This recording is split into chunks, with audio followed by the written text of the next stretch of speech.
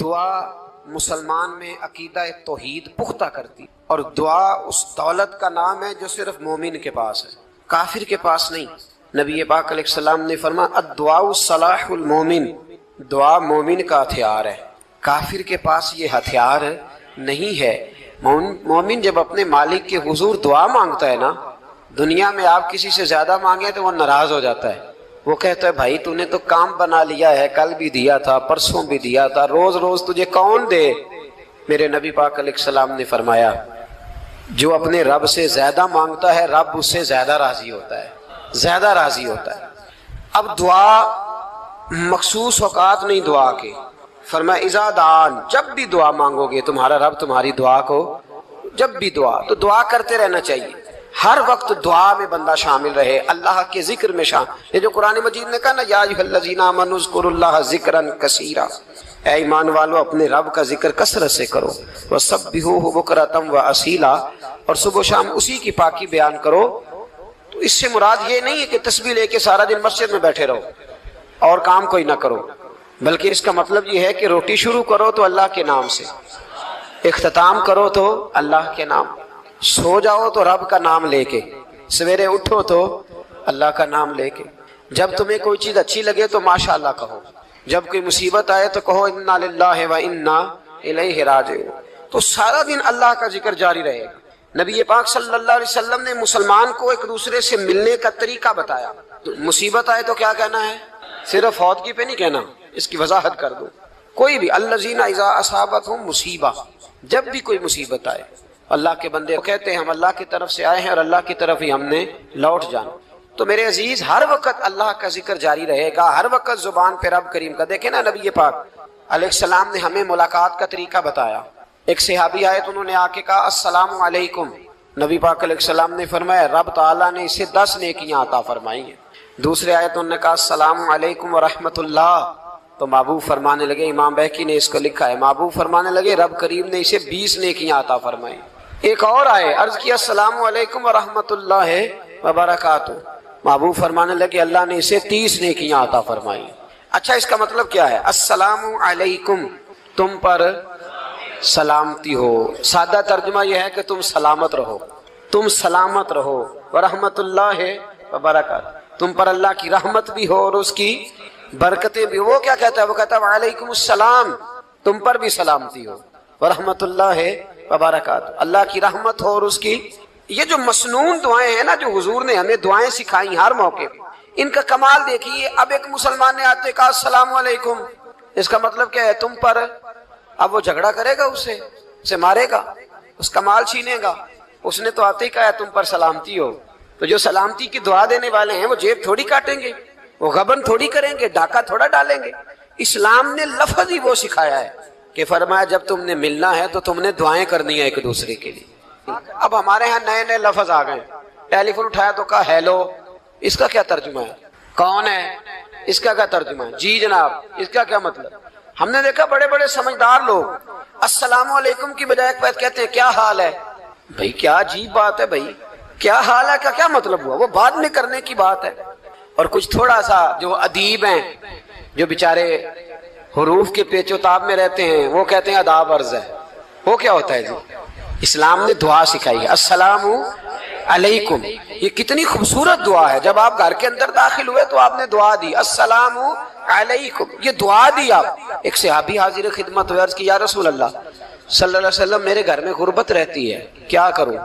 نبی پاک علیہ السلام نے فرمایا جب بھی گھر جایا کرنا گھر والوں سے سلام لیا کر، گھر والوں سے کیا کہا کر؟ السلام علیکم، جب بھی گھر جائے۔ یعنی گھر آیا، اب گھر والوں نے بتایا کہ ماچس کی ڈبیا تو لے آؤ۔ اب یہ دکان کونے پہ تھی گھر والے پہ، وہاں سے ماچس کی ڈبیا لے کے واپس گیا تو کہنے لگا السلام علیکم۔ پھر گھر والوں نے کہا ہو بتانا یاد ہی نہیں رہا، چینی بھی ختم ہو گئی ہے۔ تو یہ پھر گیا چینی لینے، لوٹ کے آیا تو کیا کہا؟ جب اللہ چاہتا ہے تو کہے، جب اللہ کے رسول چاہتے ہیں تو کہے۔ اس کا ترجمہ یہ ہے کہ تو کہہ، تو سلام لے۔ اللہ رسول چاہ رہے ہیں کہ تو سلام لے تاکہ تیرے گھر میں سلامتیاں ڈال دی جائیں۔ تو فرمایا سلام لینی ہے تو نے، اور ساتھ تو نے اس طرح کرنا ہے کہ 3 دفعہ سورۃ اخلاص کو پڑھنا ہے۔ امام قرطبی نے اس کو لکھا ہے۔ اس نے کہا حضور غربت بڑی ہے، غربت بڑی ہے تو کہ وظیفہ بتائیں۔ فرمایا جب بھی گھر جاؤ سلام لو اور 3 دفعہ سورۃ اخلاص پڑھو۔ وہ صحابی کہتے ہیں میں پکا ہو گیا۔ اب وہ کچھ دنوں کے بعد، کچھ عرصے کے بعد، کچھ مہینوں کے بعد واپس آئے تو صحابہ کرام علیہم رضوان فرماتے ہیں ہماری خواہش تھی کہ یہ کچھ بیان کرے، اب بتائے جو وظیفہ لے کے گیا تھا اس کا رزلٹ کیا نکلا؟ کہتے اس نے بڑی حیرت انگیز بات کی، حیرت انگیز عجیب انداز میں۔ کچھ لوگوں کا دل ہوتا ہے نا کہ مجھے ملے میرے پڑوسی کو نہ ملے، اور کچھ کا دل ہوتا ہے یار مجھے بھی ملا ہے اور الحمدللہ میرے پڑوسی کو ملا ہے۔ تو صحابی جب حاضر ہوئے تو صحابہ کہتے ہیں ہمیں تجسس تھا کہ یہ کچھ بتائیں، تو حضور نے فرمایا کیا حال ہے تیرا؟ کہا یا رسول اللہ کمال ہی ہو گئی ہے حضور، میں جب بھی گھر جاتا ہوں سلام لیتا ہوں اور 3 دفعہ سورۃ اخلاص پڑھتا ہوں، میں تو امیر ہو ہی گیا ہوں، میرے تو ہمسائے بھی امیر ہو گئے۔ کتنا پیارا ہے یہ جملہ، کتنا حسن ہے، اتنا اچھا لفظ کسی اور کے پاس ہے ہی نہیں جو الفاظ ہمیں ہمارے رسول نے عطا فرمایا۔ اس کو اپنائیے، اس کو اپنائیے۔ یہ الگ بات ہے کہ لوگ مطلب کے لیے سلوٹ کر لیتے ہیں بڑا سارا، لیکن مطلب کے لیے نہیں۔ جس کو جانے اس سے بھی سلام لیں، جس مسلمان کو نہیں جانتے اس سے بھی۔ تو نبی پاک نے ہمیں مسنون دعائیں سکھائیں۔ رات کو جب سونے لگیں اللہ کے رسول صلی اللہ علیہ وسلم نے ہمیں دعا سکھائی۔ حضور نے فرمایا جب سونے لگو تو مسلم شریف میں فرمایا تم نے یہ دعا پڑھنی، اللہم باسمک اموت و احیا، تم نے کہنا اے اللہ میں تیرے نام پر مرتا ہوں اور تیرے نام پر جیتا ہوں۔ نبی پاک صلی اللہ علیہ وسلم نے ایک حدیث میں فرمایا کہ یہ جو نیند ہے نا یہ موت کی چھوٹی بہن ہے، یہ موت کا ایک حصہ ہے۔ جس طرح انسان سو جائے تو کوئی خبر نہیں ہوتی کیا ہو رہا ہے، بالکل وہ اٹھا ہے تو اس نے کہا ہو یہ کیا ہوا، سو جاتا ہے نا آدمی اسے خبر نہیں ہوتی، اوہو میں نے تو 11 بجے اٹھنا تھا یہ تو 3 بج گئے، اب اسے خبر نہ رہی۔ سوتے ہوئے لوگ چوری کر لیتے ہیں، بلکہ اس طرح بھی ہوتا ہے کہ آدمی نے گکھڑ اترنا تھا، وہ پنڈی سے آ رہا تھا لیکن وہ سویا ہوا تھا، آنکھ تب کھلی جب کاموں کی آ گیا تھا، اب اس کا اس پر زور ہے۔ تو فرمایا کیا پتا اب تو کھل گئی کاموں کی، جا کے لاہور جا کے کسی جگہ پہنچ کے، تو یہ بھی ممکن ہے کہ کھلے ہی نہ، نیند ہی موت کا سبب بن جائے، تو کہہ کے سو کہ یا اللہ تیرے نام پہ سو رہا ہوں۔ اللہ کس نام پہ سو رہا ہوں؟ یار اگر ہم ان دعاؤں کا حسن سمجھے مت، اللہم باسمک اموت و احیا، یا اللہ میں تیرے نام پہ سوتا ہوں اور تیرے نام پر اٹھتا ہوں، گویا کہہ رہا یا اللہ میری نیند بھی تیرے فضل سے ہی ہے، اور اگر آنکھ کھل جائے تو وہ بھی تیرے فضل سے ہی ہے۔ کتنا اعلیٰ نبی پاک علیہ السلام نے انداز سکھایا۔ اور پھر بخاری شریف میں حدیث موجود ہے، فرمایا جب اٹھو تو کہو الحمدللہ الذی احیانا بعد ما اماتنا والیہ النشور۔ فرمایا جب تم سو کے اٹھو تو پھر کہو اے اللہ ساری تعریفیں تیرے لیے، تمام تعریفیں جس نے ہمیں موت کے بعد حیات دی، موت کے بعد فرمایا احیانا بعد ما اماتنا، ہمیں مرنے کے بعد گویا اللہ کا شکر ادا کر کے آنکھ کھل گئی۔ دیکھیں کس طرح اسلام مسلمان کو اللہ کے ساتھ جوڑتا ہے۔ فرمایا شکر کر، آنکھ کھل گئی، کہ یا اللہ تیرا شکر ہے تو نے موت کے بعد ہمیں دوبارہ حیات عطا فرمائی، یہ شکر ادا کرو۔ گویا تم یہ نہ کہنا کہ میں اٹھ گیا ہوں تو میرا کمال ہے، یہ نہ سمجھنا میں اٹھ گیا ہوں تو میں بڑا پابند ہوں، جب میں ارادہ کر لوں کہ میں نے 11 بجے اٹھنا ہے تو پھر میں اٹھ جاتا ہوں۔ یہ نہ کہنا کہ یہ الارم بڑا اچھا ہے، یہ مجھے اٹھا لیتا ہے۔ ذہن کے اندر خیال کر کہ نیند تو موت کی طرح تھی، یہ جو میں اٹھ گیا ہوں تو اپنے رب کے فضل سے اٹھا ہوں، جو میں اٹھ گیا ہوں، جو ابھی اٹھے ہیں وہ تو بول دینا کم از کم کہ میں اپنے رب کے فضل سے اٹھ گیا ہوں۔ تو دعا سکھائی۔ پھر دیکھیے نبی پاک صلی اللہ علیہ وسلم نے فرمایا جب تم بیت الخلاء میں جاتے ہو نا، واش روم میں جاتے ہو تو گندی چیزیں ہوتی ہیں، وہاں شیطان ہوتے ہیں، جنات ہوتے ہیں، یہ گندگی پہ ہوتے ہیں۔ جب تم واش روم جاؤ، بیت الخلاء جائے، تب بھی دعا مانگو۔ کیا دعا مانگو؟ وہ دعا بھی نبی پاک صلی اللہ علیہ وسلم نے ہمیں تعلیم فرمائی اور بخاری میں ہے، کہا پڑھا کرو اللہم انی اعوذ بک من الخبث والخبائث، کہو اے اللہ ناپاک چیزوں سے میں تیری پناہ مانگتا ہوں، وہ نر ہوں یا مادہ ہوں، اللہ میں تیری پناہ مانگتا ہوں۔ واش روم کے اندر بہت ساری بری چیزیں ہوتی ہیں، جوان میری بات پر توجہ فرمائیں، وہاں بہت ساری گندی چیزیں ہوتی ہیں۔ انسان کئی دفعہ واش روم میں جاتا ہے اسے وسوسے زیادہ آتے ہیں، یہ نوٹ کریں میری بات کو۔ اصل میں نا ہم بات ڈھونڈ رہے ہیں علاج اپنی بیماریوں کا، حالانکہ علاج تو سارا مدینے والے رسول کے پاس موجود ہے، محبوب کے پاس ساری دوائیاں ہیں۔ تو نبی پاک علیہ السلام دیکھیں نا، انسان واش روم میں جاتا ہے اسے وسوسے آتے، برے خیالات آتے، وہ گناہ کی طرف کئی دفعہ مائل ہوتا ہے، تو کہا تو دعا پڑھ کے جا، اللہم انی आऊज़ बिका, या अल्लाह मैं तेरी पनाह मांगता हूँ, मिनल खुबुसी वल खबाइस, हर खबीस और बुरी चीज से मैं तेरी पनाह मांगता हूँ, वो नर हो या।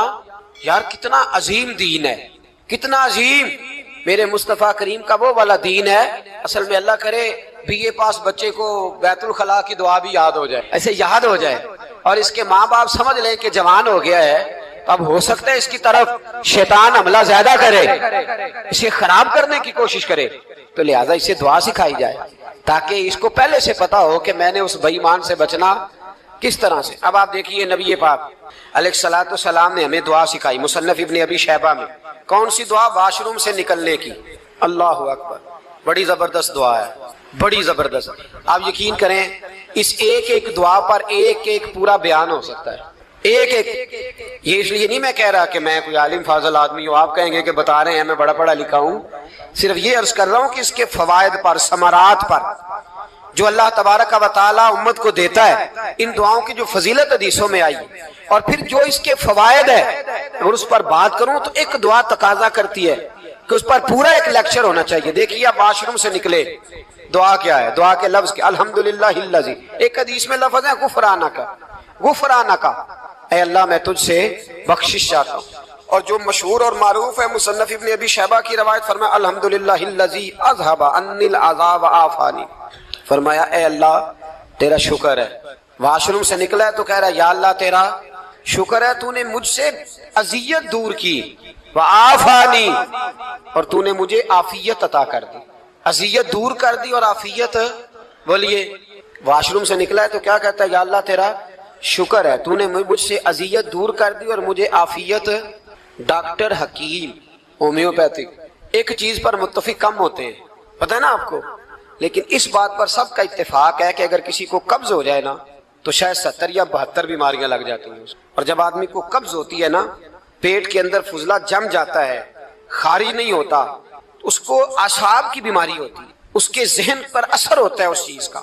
आप ये मत समझे कि खाना खाना ही एक कमाल है, अल्लाह ने ये भी नेमत बनाई है कि खाना जब खारिज होता है तो वो भी अल्लाह का बहुत बड़ा एहसान है। तो फरमाया तू समझा ही नहीं, अगर तुझे कब्ज हो जाती, तेरे पेट के अंदर वो चीज जम जाती, तेरे लिए कितनी तकलीफ का बायस थी। उन लोगों से पूछिए जो इसके बीमार हैं, इसके मरीज हैं, वो कितनी तकलीफ में रहते हैं, सर में दर्द होता है, सर चकराते हैं। एक बहुत बड़ा रोड एक्सीडेंट हुआ तो ड्राइवर से लोगों ने पूछा कि मसला क्या है, तो कहने लगा मैं कब्ज का मरीज हूँ, तो मैं खाना खा लेता हूँ तो मेरे जहन पर वो इस कदर ज्यादा गैस का गलबा होता है कि मैं सख्त तकलीफ में हूँ। नबी पाक अलैहिस्सलाम ने हमें समझाया और बताया कि समझ लो यारो, खाना खाने की नेमत तो अल्लाह ने तुम्हें अता फरमाई है, लेकिन खाना खाने के बाद उसका इखराज भी अल्लाह की बहुत बड़ी नेमत है, तो अल्लाह का शुक्र अदा करो। फिर जब आप घर से निकलेंगे तो भी उसकी दुआ इरशाद फरमाई, बिस्मिल्लाह तवक्कलतु अलल्लाह, अल्लाह के नाम से घर से निकलता हूँ और मैंने भरोसा भी अल्लाह के नाम पे किया। जब घर से निकलें तो किसके नाम पे भरोसा करें?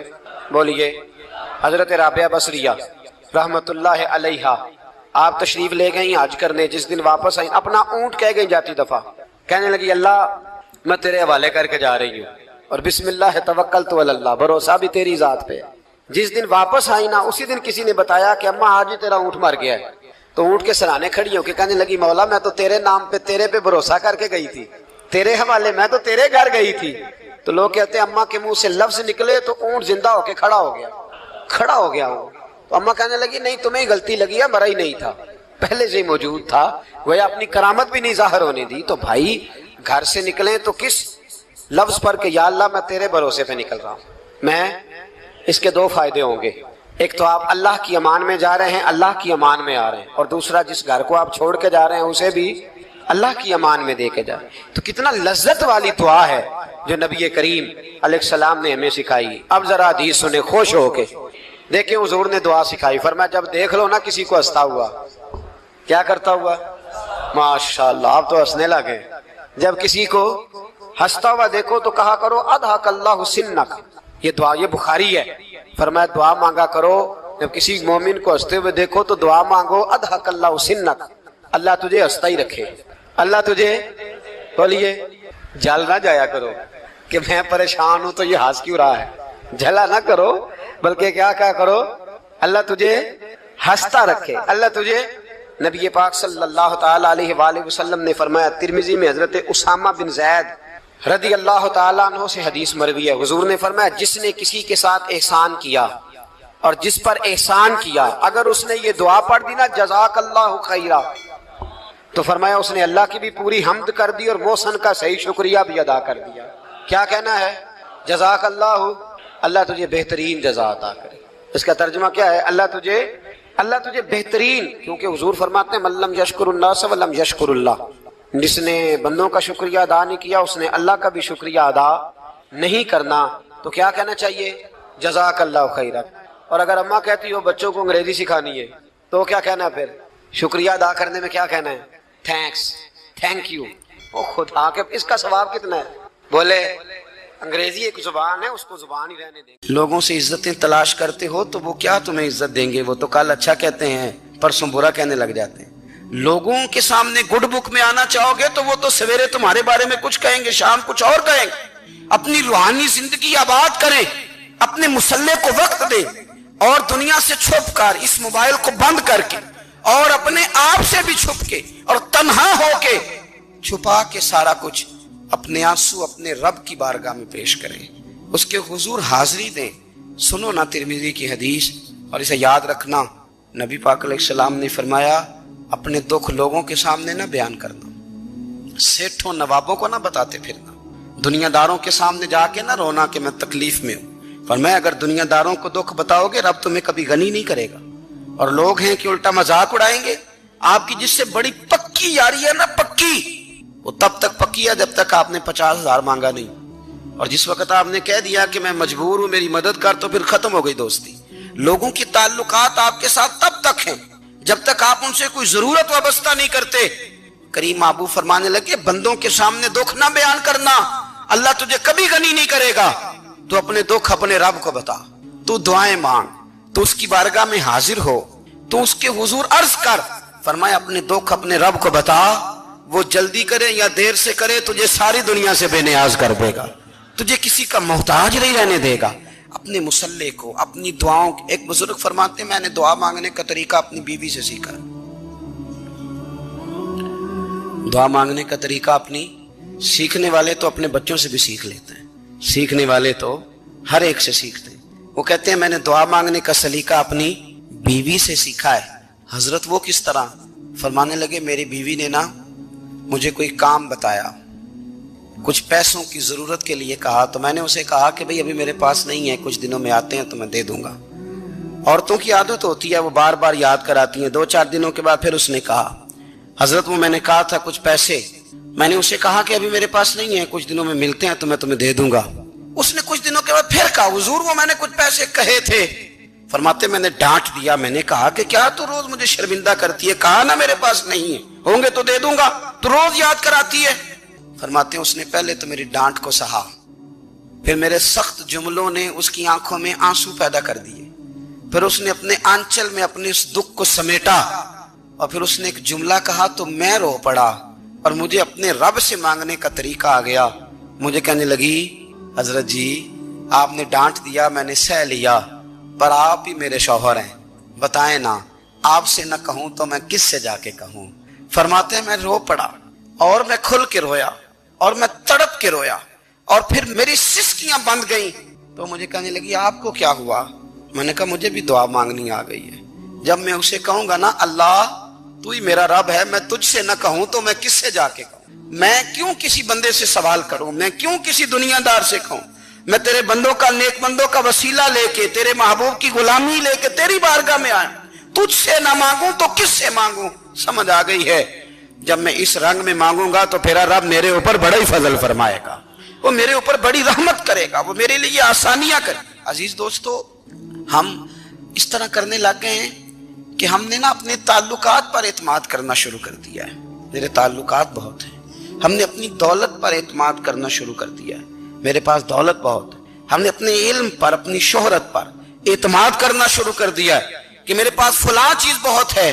یاد رکھنا جب بے نیاز اپنی صفت بے نیازی دکھاتا ہے تو بڑی بڑی دولتوں والے مجبور نظر آتے ہیں. بھائیو جب انسان کا رشتہ اپنے مالک کے ساتھ ہوتا ہے پھر تو غم بھی کچھ نہیں کہتے، پریشانیاں بھی کچھ نہیں کہتی، پھر تو زندگی صبر والی، پھر تو زندگی توکل والی، پھر تو زندگی بھروسے والی، پھر انسان اپنے آپ کو رسوا نہیں کرتا، دنیا داروں سے امیدیں اس کی ختم ہو جاتی، امیدیں اللہ رسول سے لگا لیتا ہے، مضبوط ہو جاتا ہے، مضبوط، طاقتور ہو جاتا ہے، خوددار ہو جاتا ہے، باوقار باعزت ہو جاتا ہے۔ حضرت بہلول دانا رحمت اللہ علیہ بیٹھے تھے تو ہارون رشید حج کر کے آ رہا تھا، تو رستے میں حضرت شیخ سے ملاقات ہو گئی، تو السلام علیکم کے بعد کہنے لگا حضور کوئی حکم ہو تو بتائیے گا۔ تو حضرت بہلول دانا فرمانے لگے تیرا رب کون ہے؟ اس نے کہا اللہ۔ تو فرمایا میرا کون ہے؟ کہا اللہ۔ فرمانے لگے تو بڑا ہی بیوقوف ہے، کیا تو یہ سمجھتا ہے کہ رب ہارون رشید کو تو دے گا اور بہلول دانا کو بھول جائے گا؟ تیرا بھی وہی رب ہے، میرا بھی وہی رب ہے، اس نے اگر تجھے دے کے آزمایا ہے تو ہو سکتا ہے مجھے نہ دے کے آزما رہا ہو، جب اس کی حکمت کے تقاضے ہوں گے تو عطا کرے گا اور دے گا، تو جا اپنا کام کر۔ بھائی اپنی روحانی زندگی، اپنی عبادات، اپنے وظائف، اپنے روزمرہ کے معاملات، اپنی دعائیں، اپنا استغفار، دیکھو کوئی مشکل کام تو نہیں، 2 رکوع ہیں سورہ واقعہ کہ اگر رات کو پڑھ لی جائے تو۔ میں کس طرح یہ بات بیان کروں کہ تعویذ بانٹنا آسان ہے اور وظیفہ بتانا مشکل ہے؟ سارا دن تعویذ بانٹیں تو لوگ لینے کو تیار ہیں، اور اگر آپ وظیفہ بتائیں تو کہتے ہیں تو مشکل کام ہے۔ او خدا کے بندے، اگر آپ کا تعلق قرآن پاک کے ساتھ مضبوط ہو، قرآن پاک کے ساتھ اگر آپ کا رشتہ ہو، لوگ سفارشیں ڈھونڈتے ہیں نا دنیا میں، کوئی تعلق مل جائے تو میرا کام ہو جائے، دنیا میں اتنا مشکل معاملہ ہے، آخرت میں مجھے بتائیے گا کتنا مشکل معاملہ ہوگا۔ میرے نبی پاک صلی اللہ تعالی علیہ وسلم نے فرمایا جو لوگ سورہ ملک پڑھا کرتے تھے نا، سورہ ملک، یہ سورت ملک قیامت میں ان کی سفارش کرے گی، اور اس طرح کرے گی کہ کہے گی اے اللہ یہاں اس بندے کو جنت میں داخل کر دے یا مجھے قرآن پاک سے علیحدہ کر دے، تو رب فرمائے گا جا اس کا دامن تھام کے اسے جنت تک پہنچایا۔ آپ بات کو سمجھیں، جب آپ کے تعلقات اپنے معاملات کے ساتھ مضبوط ہوں گے، یہ نبی کریم نے وعدہ کیا ہے کہ تو سورت واقعہ پڑھ تیرے گھر میں فاقہ نہیں آئے گا۔ حضرت عبداللہ ابن مسعود رضی اللہ تعالیٰ عنہ بیمار تھے تو حضرت عثمان غنی رضی اللہ تعالیٰ عنہ تیمارداری کے لیے تشریف لے گئے اور جا کر کے کہا کہ آپ بڑے بیمار ہیں، آپ کی بیٹیاں زیادہ ہیں، میں چاہتا ہوں کہ خزانے میں سے کچھ مدد کروں۔ تو سیدنا عبداللہ ابن مسعود رضی اللہ تعالیٰ عنہ اٹھ کے بیٹھ گئے اور کہنے لگے امیر المومنین، اللہ آپ کو میری طرف سے، میری بیٹیوں کی طرف سے بہتر صلہ دے، میری بیٹیوں کو کسی خزانے کی ضرورت نہیں، میں نے انہیں خزانہ دے دیا ہے۔ کہا جناب آپ نے کون سا خزانہ دیا ہے، میں آپ کے مالی معاملات کو جانتا ہوں۔